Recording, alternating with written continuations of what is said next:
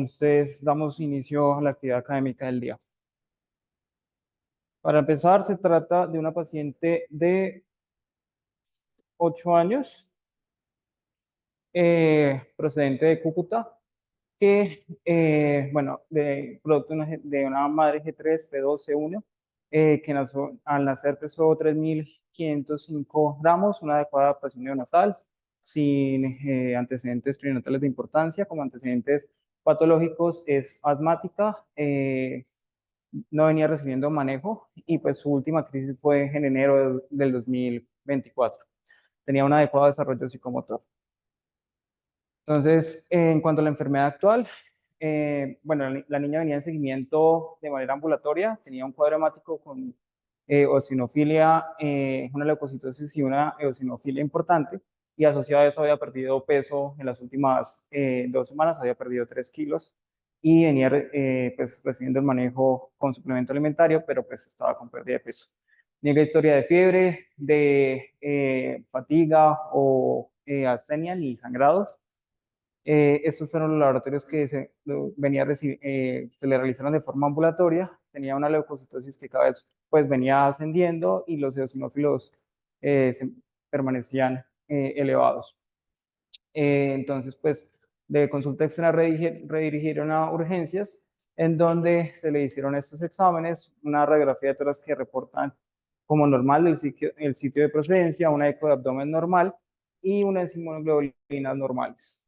Entonces, la valora hemato-onco e infectología consideran que tenía riesgo de síndrome de lisis tumoral, tenía indicación de realizar un TAC de abdomen y una tomografía de abdomen. Entonces, remiten a nuestra institución para monitoreo en cuidado intensivo.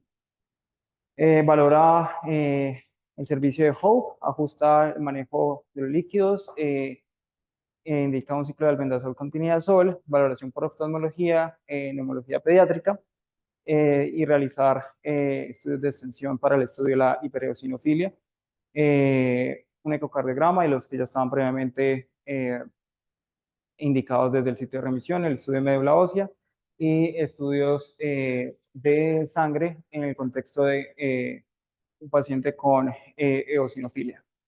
Entonces, al ingreso, estos fueron los laboratorios que se le hicieron. Comparados con los que traía, venía pues una eosinofilia menor, pero aún mayor a 20.000, y pues tenía una hemoglobina en 11.3 con un volumen corpuscular medio de 85. Los exámenes de ingreso, unos electrolitos dentro de parámetros normales, un ácido úrico normal, en el contexto del paciente con sospecha de lisis tumoral. Entonces, pues, de momento, pues, se descartó la posible.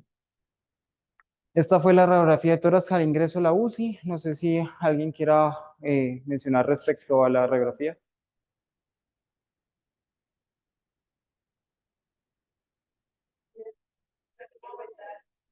Porque tenía riesgo de lisis tumoral. Entonces, para el monitoreo de si llegaba presente. En cuanto a la placa.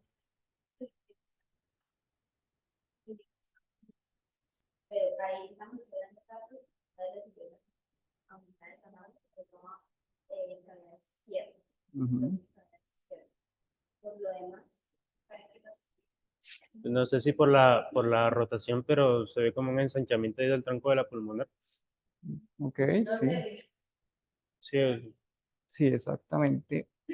Pero sí, lo que nos dice Andrés llama la atención, el aumento del tamaño de la silueta cardíaca, lo que dice Omar.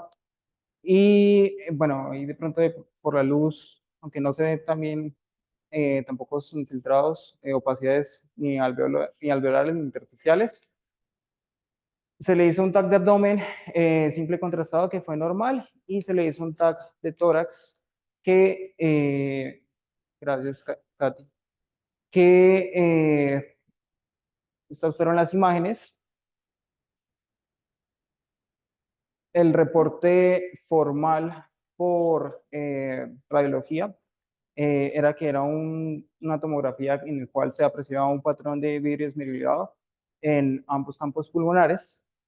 Recordemos que la paciente tiene antecedente de un asma no controlada Entonces, pues la valoró neumología pediátrica, consideró que, pues sí, tenía su asma que no venía siendo controlada, que no venía con manejo controlador, pero pues que no explicaba los hallazgos de la paciente, que se estaba de acuerdo en descartar un síndrome linfoproliferativo, que cursaba con una neumonitis de hipersensibilidad crónica y que pues de forma ambulatoria pues se le debería hacer seguimiento con pruebas para alergias.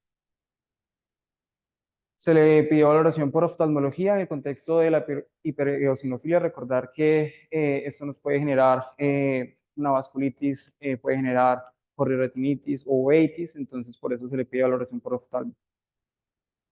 Se le hicieron laboratorios, un perfil infeccioso que buscando explicación a la hipereosinofilia, los cual pues tenías una huella serológica para citomegalovirus.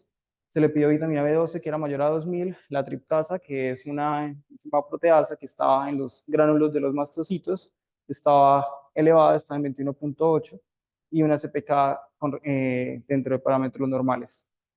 El mielograma reportaba una eosinofilia sin evidencia de blastos y pues estaba pendiente el reporte definitivo de la biopsia y la citometría.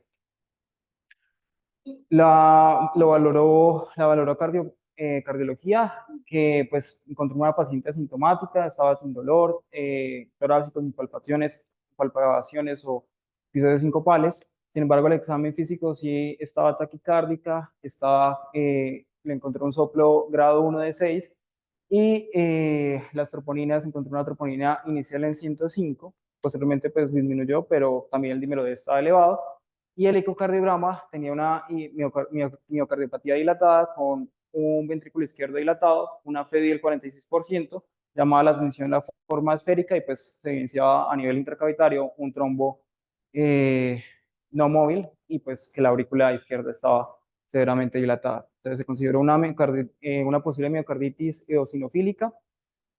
Pues la paciente había estado ya en piso, pues porque cuando llegó la pregunta que hizo Katy de por qué llegó a la UCI, entonces pues era en el contexto de que la sospecha de un síndrome del tumoral, pero ante ver que la paciente estaba estable, pues fue trasladada a piso, luego nuevamente retorna a la UCI por pues los hallazgos que ya comenté previamente. Entonces se indica anticoagular, una anticoagulación plena, se inició manejo con milrinone, cursado con acidosis metabólica y pues en el contexto de un paciente con una miocardiopatía dilatada, pues el manejo con líquidos no es o sea, corregir dicha acidosis metabólica con líquidos pues no es lo indicado. Y se indicó pues biomarcadores pro BNP y pues, la realización de una resonancia cardíaca con gadolina. Lo valoró reumatopediatría, estuve de acuerdo con el enfoque diagnóstico, sin embargo, pues dentro de la amnesis encontró un antecedente de que había consumido agua no potable, 2 semanas posterior a eso presentó un evento de fiebre asociado a síntomas respiratorios y pues indicó que se beneficiaba de un ciclo con el vendasol como, durante 5 días como protocolo para toxocariasis.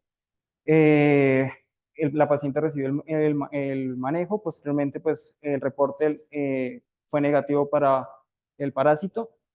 Indicó pues que sí era urgente el inicio del manejo de esteroide, a pesar de que aún no se contaba con el reporte de la resonancia. Estoy de acuerdo con el enfoque de una etiología mieloproliferativa y descartar una vasculitis sistémica ANCA positiva, que pues los reportes fueron negativos. Cardiología nuevamente la valora, le hace un barrido ecográfico nuevamente sin cambios frente al laboratorio, la imagen previa y pues ajusta el manejo antifalla y pues indicó que en caso de que no se pudiera hacer la resonancia se hiciera seguimiento ecocardiográfico rutinariamente. Este fue el reporte del mielograma, en donde se ve una hipereosinofilia del 35%, con aumento también de las formas precursoras. Entonces, sin embargo, pues no se evidenció infiltraciones por blastos, linfoides, ni células linfoides o mieloides, y pues estaba pendiente de la citometría de flujo y la el reporte de la biopsia. Entonces indicó el ciclo de metil, luego de eso, durante 3 días, y luego de eso, pulsos de metil, luego de eso, prednisolona a 1 miligramo por kilo día. Hasta ahí preguntas de laboratorio, por favor. Consideraciones, opiniones. Porque la idea del caso es que es una cosita que podría ganar. Tiene cosas que realmente. Y luego también enfocado que una hiperleucocitosis la enfoquemos como un riesgo, un síndrome linfoproliferativo, ¿cierto? Porque pues este caso ha sido diferente y ha tenido una evolución totalmente diferente a la que nosotros normalmente encontramos en los niños, pero siempre ese tipo de patologías hay que enfocarlas en esa primera instancia porque es lo ideal y en pro del niño, ¿cierto? A pesar de que... ¿Qué es hiperleucocitosis? ¿Esto qué es nitrógeno? Así es para los. ¿Qué es hiperleucocitosis?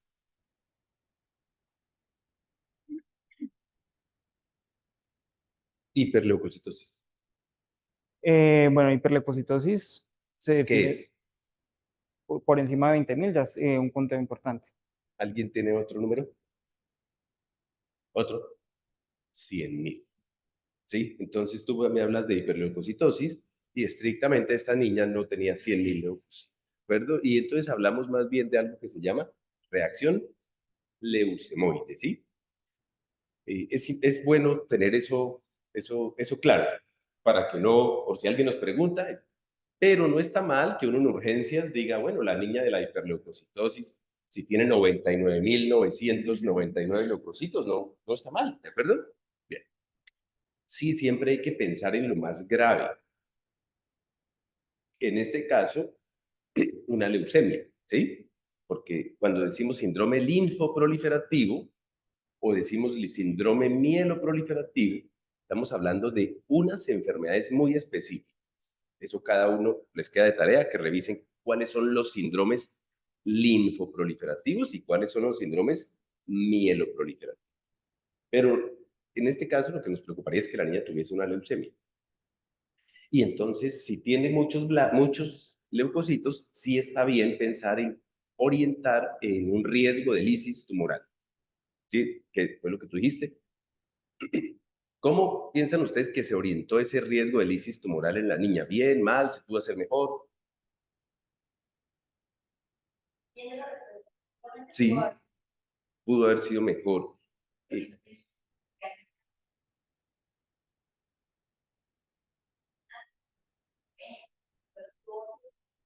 11.3 tenía hemoglobina. Bien. Sí, al final ya, pero como al sexto día está por aquí o quinto día. Pues. Bien. Y hicimos el perfil del ISIS y entonces Nicolás nos cuenta que creatinina, ácido úrico y electrolitos normales. No me fijé mucho en la enzima de deshidrogenasa láctica, no lo leí. ¿Estaba normal? ¿Sí? Sí. Ok, listo. Estaba normal. Y como dicen, esos leucocitos, como dice Gisela, esos leucocitos no estaban produciendo anemia o trombocitopenia. O sea, compromiso de las otras dos líneas aparentemente no se veía. Cuando uno busca, cuando llega uno a un niño a urgencias con leucocitos muy elevados, hay que ver si tiene riesgo de lisis tumoral. Y parece que no tenía riesgo de lisis tumoral, ¿cierto? Pareciera que no, realmente. Por eso, inclusive los de la UCI la tuvieron una noche allá y la devolvieron. Eso de pasar una sola noche en la UCI tiene pues unas implicaciones administrativas interesantes y de ocupar la cama que otro de pronto la necesitaba. Pero generalmente nosotros sí queremos que los niños queden mejor vigilados que en el piso. Un cuidado intermedio estaría muy bien. Lo que pasa es que aquí está revuelto el intermedio intensivo, pero no está mal que la niña haya pasado la primera noche. ¿Qué tal la limpieza? Y otra cosa, un niño que llega con muchos leucocitos había que descartar de rapidez. Bueno, lo infeccioso para iniciar antibióticos, ¿cierto? Riesgo de sepsis, etcétera. Porque de pronto las infecciones por virus y eso, pues dan o dan más tiempo o tiene uno mucho menos que hacer, ¿no? Así no le puede hacer nada. pero descartar de estudiarle que se hizo en ella.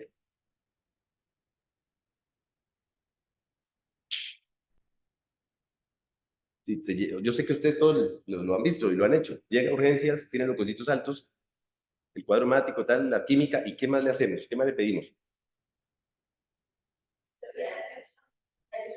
Una radiografía de tórax. ¿Para qué? Para ver masa mediástica. ¿De acuerdo?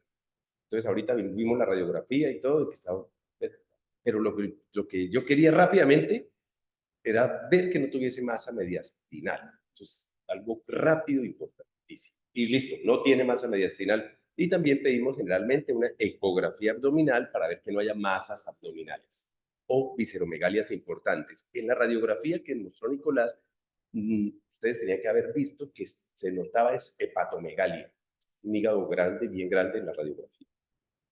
Eso es pues en retrospectiva y no es el examen ideal para eso. Bien, y no tenía masa mediastinal, ¿de acuerdo? Vea, ¿sí se dan cuenta el hígado? Sí, un hígado bien grande. Y no tenía masa mediastinal esta chiquis. ¿Qué otra imagen hicieron? Don Nicolás, ¿tú encontraste por qué se hizo tomografía? ¿Por qué cuando bajamos los de hematología? Yo no entiendo por qué pedimos un TAC. La verdad no lo sé. No, pero, o sea, No, como estamos aprendiendo,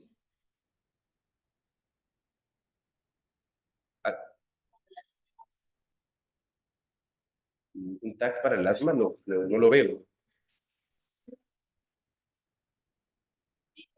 Por eso no, pero es que eso fue un hallazgo del TAC.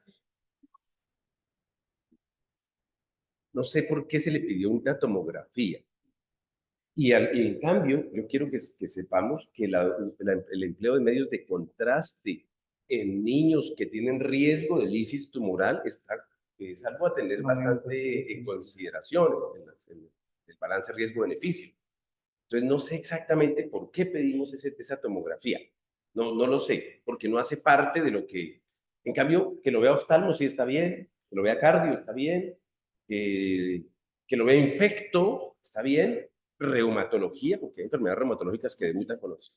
Esa es una consideración de esta situación, de lo que hicimos aquí en la clínica inicialmente, que, insisto, pues no sé el motivo bien de que hicimos TAC.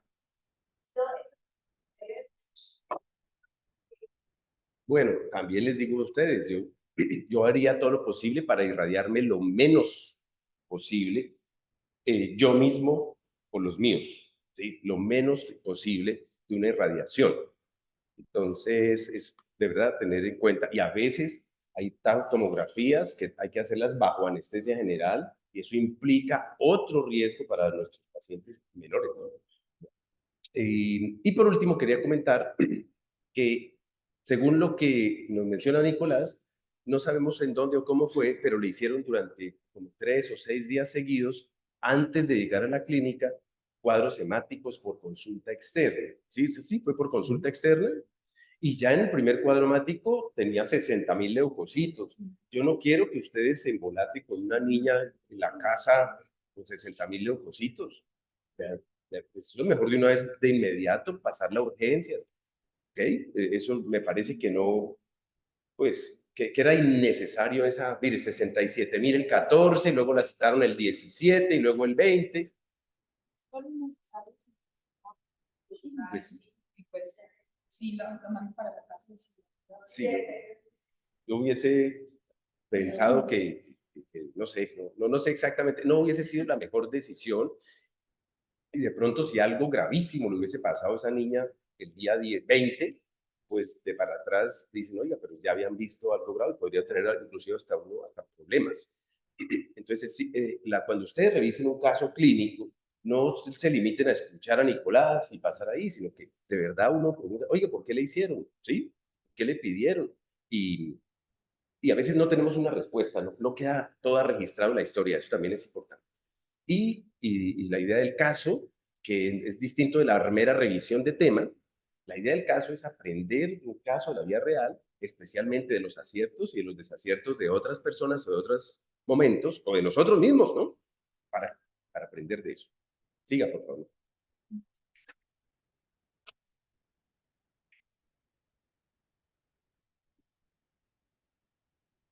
Bueno, entonces, ya para continuar con el caso, llegó el reporte de la citometría de flujo, en donde se detectó un 16.98% de linfocitos de linfoblastos tipo B.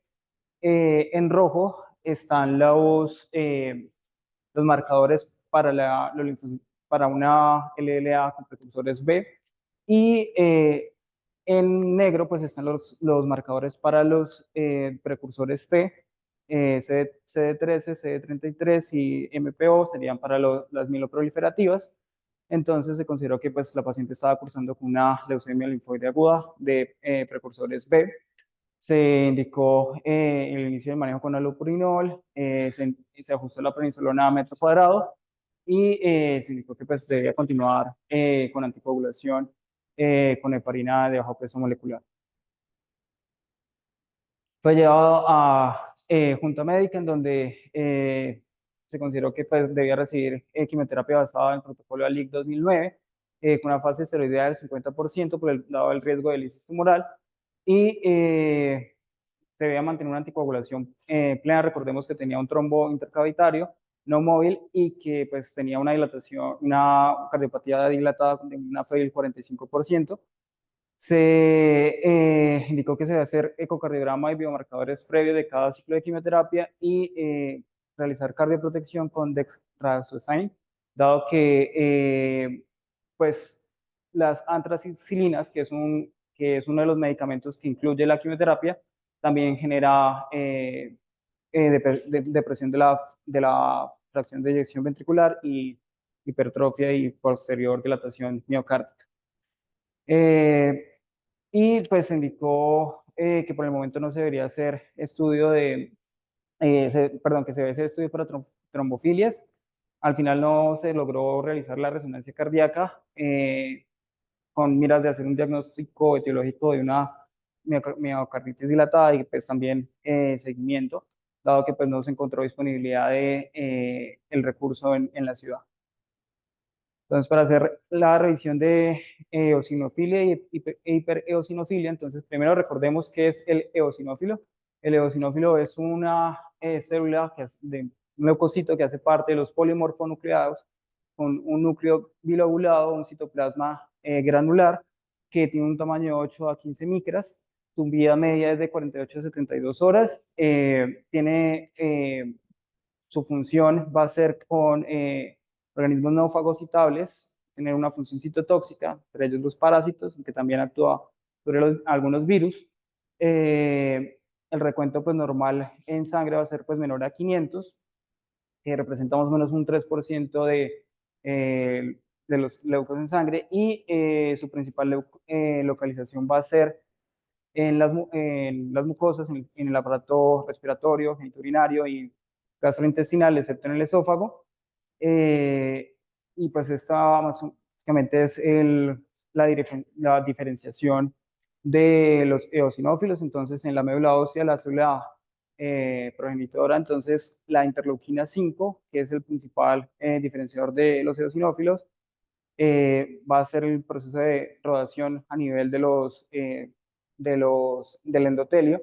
Luego, diferentes quimios reyentes van a generar que el eosinófilo se active.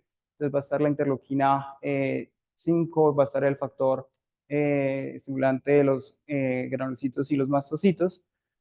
Y pues va a estar estimulado por los mastocitos y las células TH2. Importante, quería resaltar de las diferentes proteínas que tiene y citoquinas que tiene el eosinófilo, que produce es el factor de crecimiento transformante alfa y beta. El alfa está relacionado con el proceso de cicatrización, y el beta está relacionado con la fibrosis a nivel endocárdico y a nivel del tejido pulmonar, que va pues, a deformar la vía aérea. Entonces, recordar pues que eosinofilia se define como un valor por encima de 500, que estar leve, moderada, severa. Moderada si es entre 4.500 y 4.000, bueno, menor de 4.500, severa si es mayor a 4.500. El daño o lo que genera la eosinofilia es que la activación del eosinófilo va a generar un efecto proinflamatorio que lleva a destrucción a nivel tisular. Entonces, entre las causas de eosinofilias, en azul, las más frecuentes en pediatría van a estar las infecciones, los desórdenes hematológicos, como los tumores sólidos, el adenocarcinoma, la leucemia y el linfoma no Hodgkin, el asma y la dermatitis atópica. Hay algunos medicamentos que también pueden producir eosinofilia, recordar, pues, inclusive los antibióticos, las penicilinas, las cefalosporinas, anticonvulsivantes como la fenitoína o el ácido valproico, antidepresivos como la fluoxetina.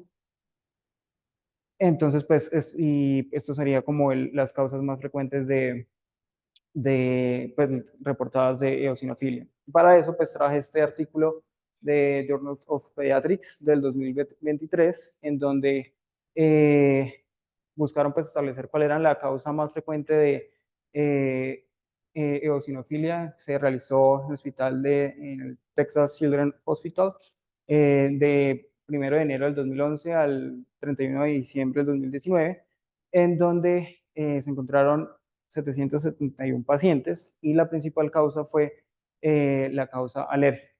Entonces, estas gráficas del estudio, en la primera gráfica, para mostrar pues que independientemente de la causa de eosinofilia, el rango de eosinofilia es bastante ancho. Y en esta gráfica, que la principal causa, independientemente del grado de severidad, fue la causa alérgica, seguida de las desconocidas. Las infecciosas también, ante mayor severidad, pues tenían una mayor relación. Y la malignidad también, dependiendo del grado de severidad. Ya en cuanto al enfoque diagnóstico, entonces tenemos que, dependiendo de si es leve, moderada o severa, entonces si estamos ante un paciente que pues cursa con eosinofilia, pero pues por lo demás el paciente está sintomático, se debe confirmar, pues, hacer una historia clínica adecuada, un examen físico y confirmar nuevamente o repetir el hemograma. Si la eosinofilia resolvió, pues no se debe hacer algo adicional. Y si no resolvió, pasa al siguiente cajón, que incluye a la eosinofilia en el paciente que está con manifestaciones clínicas y que pues, está con una eosinofilia moderada. Entonces se debe hacer pues una historia clínica adecuada y se debe repetir el hemograma, se debe hacer un extendido de sangre periférica, una IgE, enzimas hepáticas, y ya pues según los hallazgos focales del examen físico, se enfoca el estudio diagnóstico, la radiografía de tórax, ecocardiograma, imágenes diagnósticas a nivel abdominal.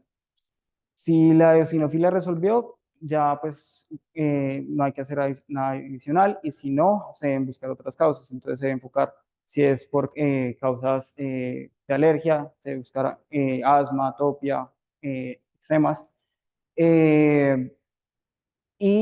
Pues se debe buscar si el paciente ha tenido brotes atópicos o episodios exacerbados de su atopia. Se deben descartar las causas infecciosas. Pues este estudio americano pues habla de siempre como remitir a un centro de referencia en cuanto a infecciones, pero entonces busca que se tomen 3 pruebas de materia fecal en busca de toxicaras o estrongiloides. Y dentro de las otras causas, pues descartar medicamentos que puedan generar, que pueden ser, generar hipersensibilidad y una eosinofilia, y pues en ese momento suspenderlos. Si la eosinofilia no resolvió, se debe entonces ampliar pues los estudios. Entonces en ese momento ya hablan de interconsulta por alergología, hematoncología y pues derivado.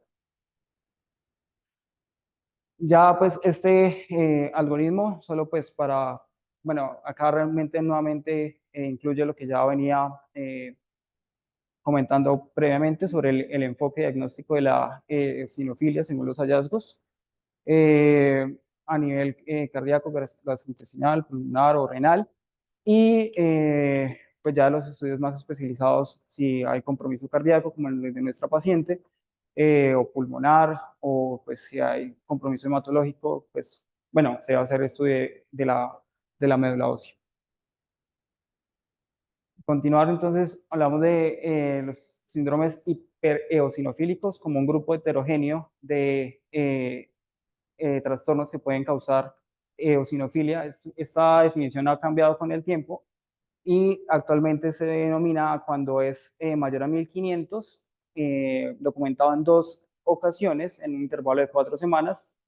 Sin embargo, pues dicho tiempo se puede obviar si se documenta que hay compromiso de órgano diana.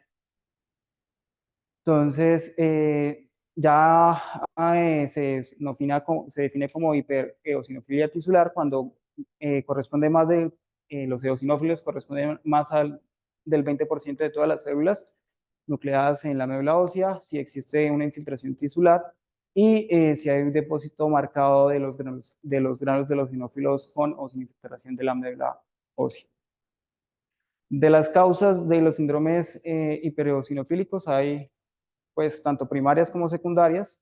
Resaltar que en pediatría los más frecuentes son los secundarios, que está relacionado también, como ya había comentado previamente, con las etiologías más frecuentes de eosinofilia en niños, que serían las infecciones, las infecciones, las neoplasias, la hipersensibilidad a algunos medicamentos.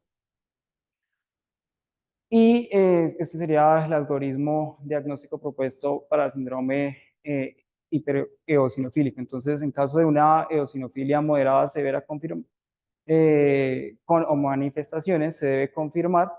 Y en caso de pues, que el paciente presente un conteo absoluto mayor a 20.000, que en el extendido de sangre periférica se documenten blastos o alguna otra discrasia, o que al examen físico el paciente luzca enfermo, tenga fiebre o tenga adenopatías o hepatoesplenomegalia. Si es positivo, pues hacer los laboratorios que ya hemos comentado previamente, un uroanálisis, unas enzimas hepáticas, vitamina B12, la triptasa, en el caso de nuestro paciente está aumentado.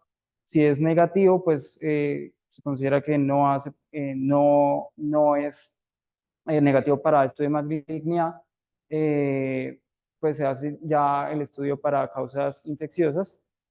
En el caso de que sea positivo y es posible determinar, realizar una biopsia. Y si todo sale negativo, se va a hacer nuevamente un seguimiento cada 2 o cada 6 meses de hemograma y pues un seguimiento anual de los pacientes. Solo por mencionarlo, el síndrome hipereosinofílico se clasifica en el mieloproliferativo, el linfocítico indefinido, el de superposición, que se define que está limitado a un órgano, el asociado a un diagnóstico conocido y el familiar. Va a presentar diferentes manifestaciones dependiendo del órgano que comprometa. Entonces, las cardiovasculares son las más frecuentes y pues es una causa importante de morbimortalidad, como pues vimos en nuestro paciente. Va a estar dada porque la proteína básica mayor y el factor de crecimiento transformante beta va a generar una infiltración a nivel miocárdico que va a generar una necrosis endomiocárdica, se va a formar el trombo intraventricular, esto me va a generar una cardiopatía restrictiva y pues ahí el paciente presenta los síntomas de disnea, dolor torácico, inversión de onda T y soplo. Traje este reporte de caso en donde se documenta una captación del medio de contraste a nivel subendocárdico de un 25% en el contexto de un paciente con miocarditis eosinofílica. En esta imagen se puede ver pues el músculo liso normal del corazón con una gran infiltración de polimorfonucleares. Aquí se evidencia un absceso eosinófilo asociado al daño miocárdico generado por el efecto proinflamatorio de la enfermedad. Y pues aquí nuevamente se señalado con amarillo un eosinófilo. A nivel neurológico, el paciente se presenta en el 50% de los pacientes. Es la segunda causa de morbilidad seguida de la cardíaca. Pueden generarse ACV secundarios a embolias de los trombos que están a nivel cardíaco. Puede haber neuropatía periférica, tanto con compromiso motor y sensitivo. El paciente puede estar encefalopático y puede haber hemorragias cerebrales o meningitis eosinofílica. Este reporte de caso en donde se evidencia un hematoma a nivel parietal en un paciente de una eosinofilia complicada. Y compromiso pulmonar, que también es muy frecuente, en donde se manifiesta por un derrame pleural bilateral. A nivel gastrointestinal, el paciente puede cursar con diarrea, con enteritis, gastritis y puede causar también disfagia, retraso del desarrollo ponderal, hepatosplenomegalia y a nivel cutáneo está inclusive hasta el 50% de los pacientes. Las manifestaciones son múltiples, pueden desde eritema, pápulas pruriginosas, nódulos, inclusive hasta lesiones urticariales y angioedema, lesiones en mucosas y en la biopsia pues se ve un infiltrado perivascular de las diferentes células. Pues en esta imagen se evidencia lesiones secundarias a una hipereosinofilia que pues en este paciente sería de características en contexto de una urticaria. A nivel renal también pues pueden generar proteinuria, hematuria y glomerulopatías y pues la hipereosinofilia que ya hemos hablado. El tratamiento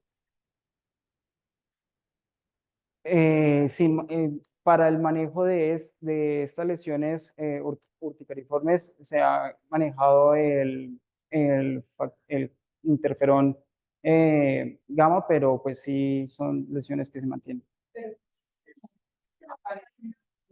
Tengo entendido que pero son persistentes.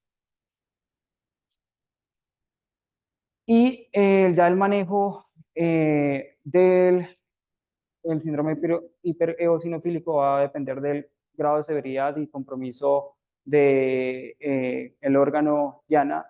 Entonces, pues, están los en manejo con esteroide, con prednisolona 1 miligramo por kilo. Hay agentes citostáticos como la hidroxiuria, que pues, como tal no se usa como manejo de primera línea o solo están los inhibidores de la tirosina quinasa, como el imatinib, el interferón alfa y el interferón alfa antes se usa sobre todo en pacientes con corticoresistentes, y el mepulizumab, que es un anticuerpo monoclonal que impide la unión de la interleuquina 5 al eosinófilo. Entonces, dependiendo del tipo de síndrome hipereosinofílico, pues está indicado los diferentes manejos. Hay algunos que pues no están indicados por la FDA, pero pues en el mieloproliferativo se usa el imatinib y pues también responde a esteroides. En el de sobreposición se usan también los esteroides. El familiar se usa esteroides, entonces básicamente realmente el manejo de primera línea siempre ha sido los esteroides. El pronóstico va a estar dado, pues primero es una enfermedad que afecta de manera crónica al paciente, una duración media de 65.5 meses. Solo la minoría de los pacientes logra tener una resolución de su hipereosinofilia. Marcadores de peor pronóstico son eosinófilos mayor a 100.000, que haya compromiso del corazón y pues que pues está asociado a neoplasias y pues que haya resistencia a los esteroides. Para continuar entonces, vamos a hablar del leucemia linfoide aguda, que fue el diagnóstico definitivo de nuestro paciente, en donde entonces la leucemia linfoblástica se define como una neoplasia hematológica caracterizada por la proliferación clonal y descontrolada de precursores linfoides, médula ósea, sangre periférica y pues otros órganos. Está el término también de leucemia linfoide aguda, que pues hace referencias al origen, si tiene un linfocito B o un linfocito T. Recordar que pues, entonces la célula madre pues, se va a dividir en mieloide o linfoide y que el linfoblasto se va a formar linfocito B, linfocito T, el natural killer, y ya del mieloide, los mieloblastos, que son los polimorfos, los glóbulos rojos y las plaquetas. Y pues ya en estas dos imágenes, pues cómo se vería en el extendido de sangre periférica, pues las células clonales. Cuanto a la epidemiología, la LLA pues, es la causa más frecuente de cáncer en niños, es la causa también más frecuente de mortalidad en menores de 20 años. La incidencia es mayor dependiendo, bueno, si es hombre, sí, y según la raza es más frecuente en hispanos y en caucásicos, aunque pues el pronóstico es diferente. Y en Colombia, pues se estima que los 2080 casos reportados anuales, 500 de estos son secundarios a leucemias linfoides agudas, con una tasa de curación del 56%. Entonces tenemos que en cuanto a los factores de riesgo, el tener un síndrome de Down, una neurofibromatosis tipo 1, tener exposición a radiación ionizante, exposición a rayos X pre y postnatal, el consumo de sustancias psicoactivas por parte de la madre o de alcohol. Me llamó la atención ser grande para la edad gestacional, tiene un OR de 1,35 y un 1,23 para el LLA, y pues haber tenido historia de un tumor sólido familiar en primero o segundo grado. Está factores pronósticos del New England, entonces solo para recordar que según la edad, si está entre 1 a 10 años es de mejor pronóstico, menor fuera de este rango es de peor pronóstico, si es mujer es mejor pronóstico, si es de raza blanca o asiático, que son los más frecuentes, pues tiene un mejor pronóstico. Si el conteo inicial de linfocitos es menor a 50.000, es de mejor pronóstico. Y lo otro es ver el tipo de linaje. Por eso pues hice énfasis ahorita al respecto a ello, y es que si es de células B es de mejor pronóstico. Y lo otro que se ve es la respuesta al manejo con los esteroides. Si al día 1, perdón, en la primera semana del manejo de los esteroides ya hay menos de 1000 blastos, es de mejor pronóstico, y ya se valora nuevamente a las 2 semanas, y luego pues el índice residual durante la inducción y al finalizar el manejo.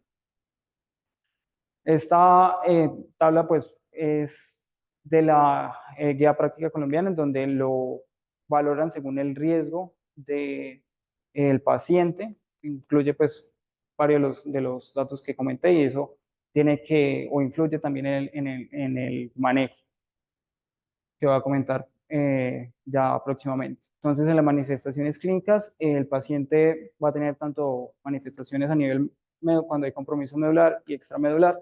Si a nivel medular, pues se puede manifestar la anemia con palidez, fatiga, la trombocitopenia, que está presente en 3/4 de los pacientes, porque también puede debutar con leucopenia o leucocitosis, y puede haber neutropenia asociado que debuta con fiebre. Pues a nivel extramedular, en orden de frecuencia, pues los hallazgos al examen físico: hepatomegalia, esplenomegalia, adenopatías de consistencia indolora, firme y cauchosa, que pues el tamaño pues cambia según la ubicación, dolores óseos, que puede llevar a cojera, puede haber aumento del volumen testicular, 1%, es muy importante tener eso en cuenta también en el seguimiento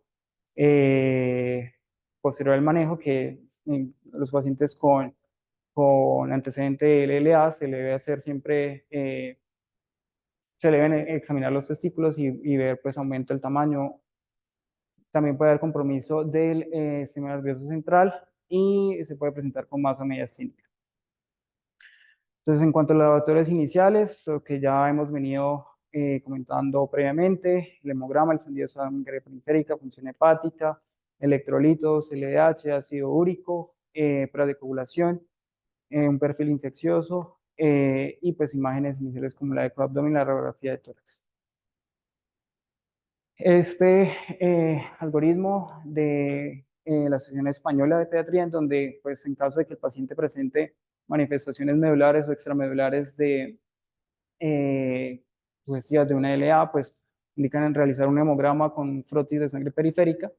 Si no hay presencia de blastos en sangre periférica, se debe evaluar si hay pancitopenia.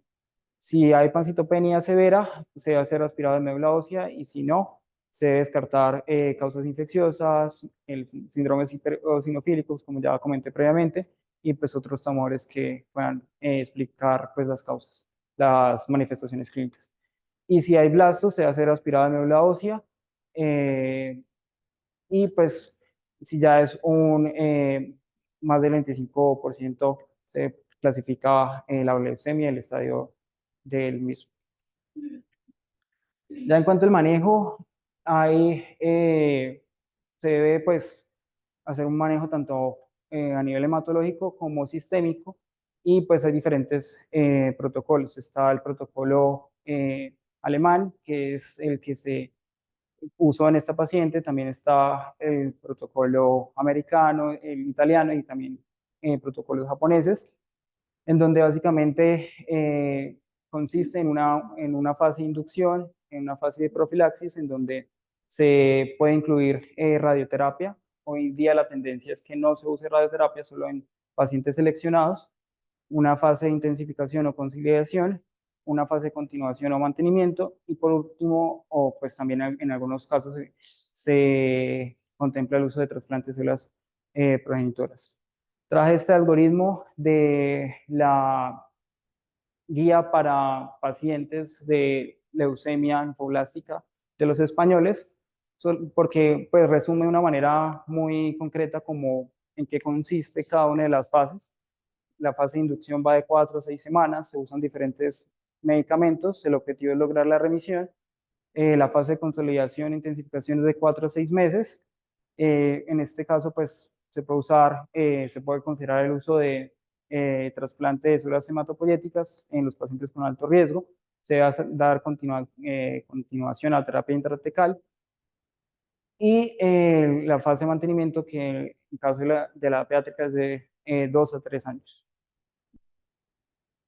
Ya cuanto a los medicamentos, para hablar de un poco los efectos adversos, entonces, como mencioné previamente, las antraciclinas, que son antibióticos derivados de un hongo, está la daunorubicina y la hidarubicina, que ambas tienen indicación para LLA y leucemia mieloide aguda.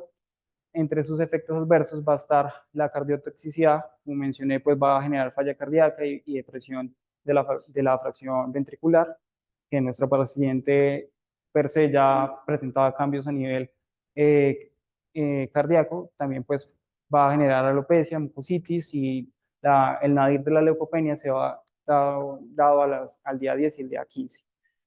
La vincristina, que su efecto va a ser que inhibe la división celular durante la metafase, tiene diferentes usos, la LLA, linfomas Hodgkin, no Hodgkin.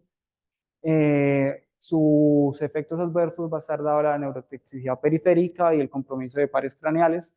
Pues durante mi rotación pude ver varios pacientes con compromiso por vincristina, entonces va a haber paredes en zonas distales, va a haber dolor neurítico, pérdida de reflejos osteotendinosos y también pues, puede comprometer los pares craneales. Y la citarabina, que inhibe la DNA polimerasa, lo que inhibe la elongación y replicación del DNA, va a estar usado en la LA y en el linfoma no Hodgkin. Y pues sus efectos secundarios va a estar dado por neurotoxicidad, edema pulmonar y distrés respiratorio. Puede presentar úlceras orales y anales y hay un síndrome que es el síndrome de la citarabina, en donde el paciente presenta fiebre, malestar general, mialgias, artralgias, exantema, posterior al inicio del medicamento. El metrotexate, que actúa como un análogo estructural del ácido fólico, inhibe la enzima dihidrofolato reductasa, que actúa como un antimetabolito en la proliferación celular. Tiene pues propiedades inmunosupresoras y antiinflamatorias, se usa en la LA. Sus efectos secundarios pueden generar insuficiencia renal, toxicidad pulmonar y gastrointestinal. Solo por mencionar, los medicamentos que se usan en la fase de inducción y las dosis, dependiendo del riesgo del paciente. Ya si es un riesgo intermedio o alto, pues la dosis de la doxorubicina aumenta y el tiempo de duración. En la fase de posinducción o intensificación se define como, se da luego de lograr la remisión y se define como uno o más periodos de tratamientos intensificados administrados después de la primera fase, que es la inducción. El objetivo es mantener la remisión de la leucemia. Puede incluir radioterapia craneal o quimioterapia intratecal y pues es intensiva independientemente pues, del riesgo del paciente.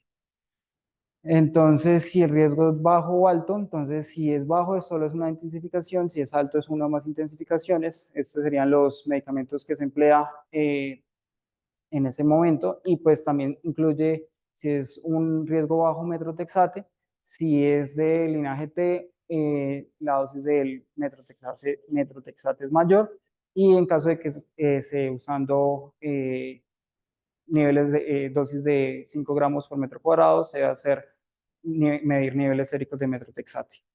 Y en los pacientes con quimioterapia, con LLA de bajo y alto riesgo en la fase de intensificación, también se va a hacer quimioterapia intratecal. Si es de bajo riesgo, solo con metrotexate, y si es de alto riesgo, con metrotexate, citarabina y dexametasona.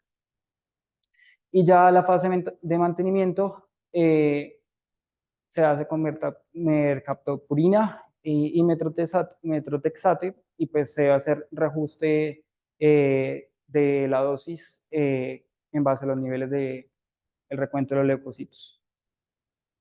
Por último, en cuanto al seguimiento, se debe hacer lo que el marcador que valoran es la enfermedad mínima residual a través de PCR, como prueba de primero de estratificación y de seguimiento.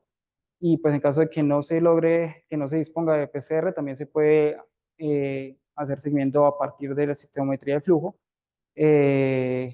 al final del día 15 y el final de la inducción. Y pues a todos los pacientes se debe de ir realizar muestras de sangre periférica de aspirada médula ósea para la evaluación de este marcador. Se le va a dar seguimiento por hematología durante el primer año cada 2 meses, en el segundo año cada 3 a cada 4 meses, durante el tercer año cada 6 meses y al cuarto año cada año. Y pues en se va a realizar hemograma, extendido de sangre periférica en cada consulta de seguimiento durante el primer año. Por último, tener en cuenta que estos pacientes tienen pues diferentes afectaciones, tanto a nivel endocrino, deben tener un seguimiento por endocrinología pediátrica y por neurología pediátrica. Además de eso, pues las instituciones educativas deben proveer brindar apoyo y seguimiento a las necesidades de cada uno de los pacientes y a las necesidades de los padres.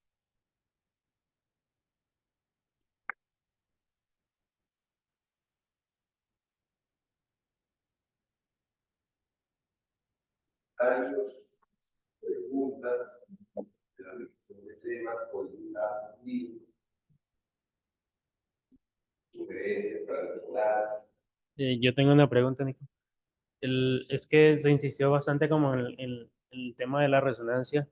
Soy ignorante de eso, entonces no sé si de pronto hubiera cambiado la conducta, porque igual o sea, la niña tenía muchas manifestaciones de todo lo que dijiste, tenía el soplo, tenía la cardiomegalia que se vio en la radiografía, tenía el trombo que le encontraron en el cardiograma. Entonces, digamos que nos iba a objetivizar una resonancia, o sea, no nos iba a cambiar tratamiento, pues, en mi ignorancia es lo que pienso. El tratamiento iba enfocado a la causa que era la LEA, que ya estaba identificada por el aspirado y por la... Sí, es que preciso, pues el caso lo conocí cuando roté con cardiología. El propósito de la resonancia, más que ver que pues ya hubiese un daño estructural, era evaluar pronóstico, ¿sí? Porque pues si bien el síndrome eosinofílico causa infiltración miocárdica y genera fibrosis, entonces era como marcador pronóstico. Gracias. Y sí, como mencionaba también, pues, o sea, sí, la paciente ya tenía daño a nivel cardíaco y pues al inicio del manejo estaban sí, pensando en iniciar o no la daclofobicina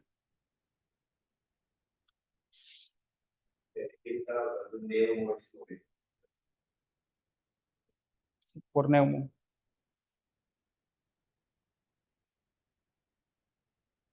No, creo que no había nadie en Neumo.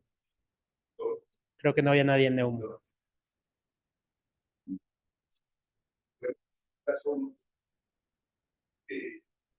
Yo le recomendé a Nicolás que lo escogiéramos porque es un caso inusual y que enseña cosas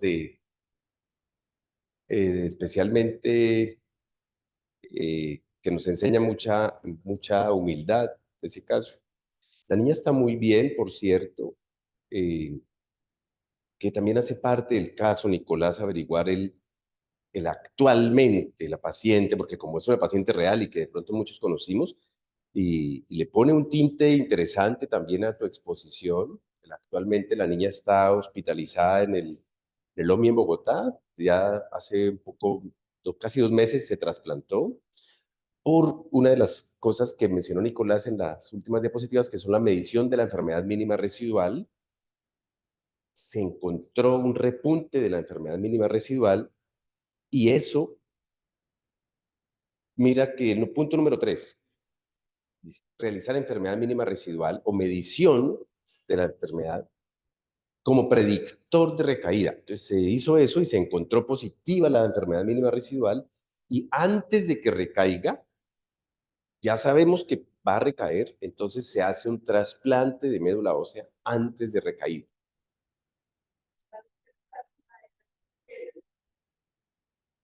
Bueno, entonces, pues eso le tocaba a Nicolás explicarlo, porque siempre que uno trae unos conceptos, unas diapositivas, unas siglas a un auditorio, su deber es poder explicar, poder decirlo, porque es posible que de verdad, así como acabo de hablar, de pronto entre hematólogos lo entendemos. Hay un concepto de las cantidades de enfermedad, de unos porcentajes de ciertas células que estamos dispuestos a tolerar o que calculamos que pueden no ser peligrosos. Anteriormente, la forma de diagnosticar y de hacer seguimiento de las leucemias era exclusivamente con el microscopio. Y pues eso depende de la agudeza del ojo humano y del agotamiento que tuviera el doctor Ernesto Rueda sentado mirando al microscopio. Y entonces uno cuenta 10 células, o 20, o 50, o 100 células, o 500 células. Y contar 500 células implica estar sentado al menos una hora frente al microscopio con un caso, con un solo caso. Y entonces la remisión o el estado de remisión o de éxito de un paciente se definía con que tuviese menos de 5% de células plásticas o leucémicas o tumorales, menos de 5. Entonces, tener 3 o tener 2 era estar en remisión, muy bueno. Hoy en día sabemos que tener 2% de células o 1% es extremadamente grave. Es muy malo, porque ese 1% mañana se vuelve 10%. ¿Sí? Es extremadamente grave. Entonces, la técnica hoy en día es con citometría de flujo más inmunomarcación, que fue los marcadores que Nicolás mencionó cuando se diagnosticó la niña. Y sería chévere, Nico, devuélvase a esos donde están los marcadores. se toma la muestra, se hace en varios momentos, pero luego se hace monitoreo por protocolo, ya se sabe más o menos cuáles días es que se va a monitorizar por protocolo, y puede detectar una célula en 1 millón o una célula en 10 millones de células. Entonces, pues el ojo humano no es capaz de hacer eso. Pero también hay una forma más moderna que casi nosotros no lo hacemos, y Nicolás en el punto número 2 no lo vamos a devolver, pero la diapositiva que estaba mostrando decía 2, si no hay PCR, porque es que por técnicas de reacción en cadena de la polimerasa, es decir, la transcriptómica de las células, nos pueden decir qué alteraciones transcriptómicas hay antes de que la célula exprese las moléculas de la superficie, que son las que nosotros podemos ver acá. Entonces, esto es muy temprano, pero aún hay oye, ya hay forma de ver cosas aún más tempranas, y es la medición de enfermedad mínima residual, es EMR, por técnicas de biología molecular, y no esperar hasta que las células expresen los cluster differentiation, que es lo que estamos viendo aquí. Entonces son anticuerpos que se aplican a la muestra y luego pasan por el citómetro, y entonces cada uno de esos anticuerpos debió haberse, o sea, cada reactivo, entonces hay un reactivo contra el CD19, 34, 79, 10, 20, y si salen positivos, entonces el citometrista dice es leucemia linfoide de precursores B. Si salen positivos los 7, 3, los 7, el 15, ¿sí? Entonces dice precursores B. Si sale el 3, el 13, el 33, dice es leucemia mieloide.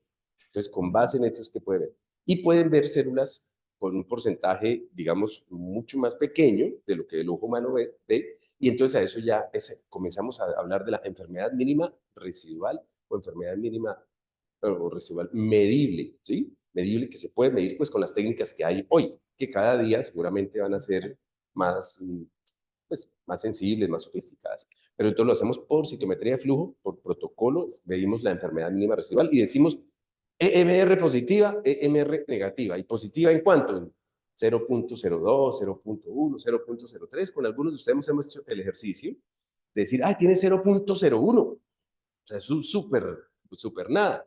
Entonces le digo, bueno, 0.01. Ahora hagamos el cálculo porque mira que a esta niña le contaron, por ejemplo, 5 millones de células en la médula ósea, ¿sí? Y dice 0.01, calculemos. Uy, claro, son muchas células tumorales. En porcentaje parece poco. Y aquí interesante, doctor. Bueno, ¿qué dice, doctor? Dice. Lo que estás hablando del MR, entonces que si es menor a 0.01, estás hablando de mejor pronóstico frente a si es mayor a 0.01. Es un factor adverso. Esto depende del tiempo en el que lo hagamos, En el ¿no? tiempo. Pero la idea es que después de que uno ya está del primer mes, la idea es que no se detecte nunca más. Esto es lo que queremos. De enfermedad mínima residual, no. De que, pues, de pronto habrá que intensificar el tratamiento, intensificarlo, y dentro de esa intensificación podría o no incluirse el trasplante.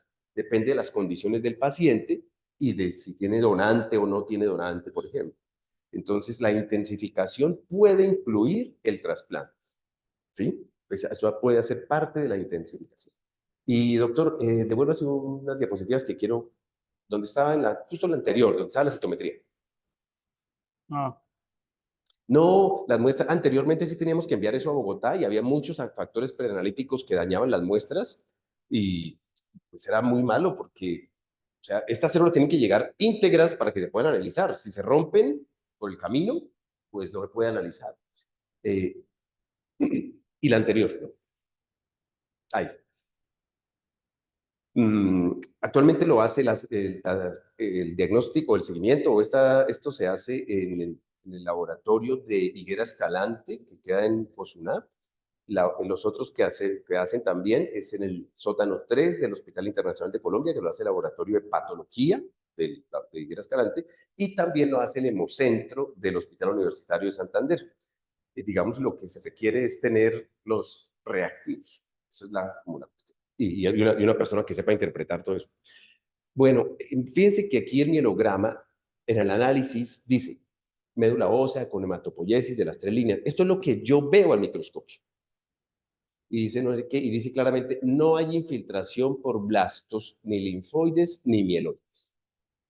Pero salvamos patria diciendo, se debe correlacionar con citometría. Y luego pasa la siguiente, llega la citometría, y la citometría sí es capaz de decir, veo 16.9% de blastos. Entonces, el ojo humano pues tiene muchas limitaciones y de pronto blastos en medio de toda esa millonada de eosinófilos pasan un poco desapercibidos y uno se detiene mucho más a ver los eosinófilos. No eran eosinófilos anormales, eran eosinófilos de aspecto saludable, digamos, normal, solo que estaban muchos. Y existen reportes de esto, que es leucemia linfoide aguda acompañada de hipereosinofilia, como si fuese un síndrome paraneoplasia, acompañando a la leucemia. Y por último, quiero decir que cuando de pronto algunos muy juiciosos dicen, doctor, pero para poder diagnosticar leucemia linfoide aguda se requiere que haya al menos el 25% de linfoblastos, porque cuando uno lee el LLA dice 25%. Y entonces vuelvo a lo de los números, que les explicaba ahorita, el 99.99.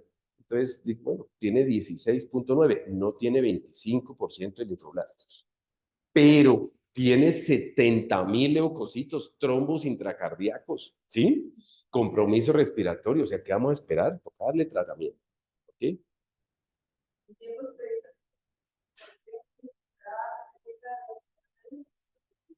En tiempos prehistóricos, ya lo han hecho en hospitales donde tienen el coraje y la humildad.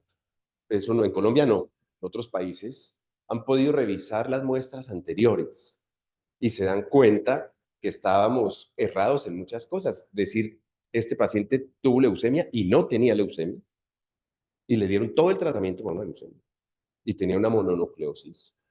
Y al revés, pacientes que tenían leucemia y quedaron con un diagnóstico diferente. O que se pensaba que ya estaba en remisión y pues no, pero eso es con técnicas, es decir, es revisando todo lo que se llaman los archivos, ¿cómo es que se llama eso? Los repositorios de muestras que están guardados de hace años, 20, 30, 40 años, y revisan y dicen, uy, caramba, no, estábamos. Pero esa es la humanidad, eso es lo normal, y seguramente en el futuro, sí, los muchachos que en el futuro van a decir que se van a reír de lo que estamos haciendo. Bueno, pues gracias, Nicolás, bien por compartirnos ese caso, y les cuento que la chinita está muy bien. Gracias. Buen día.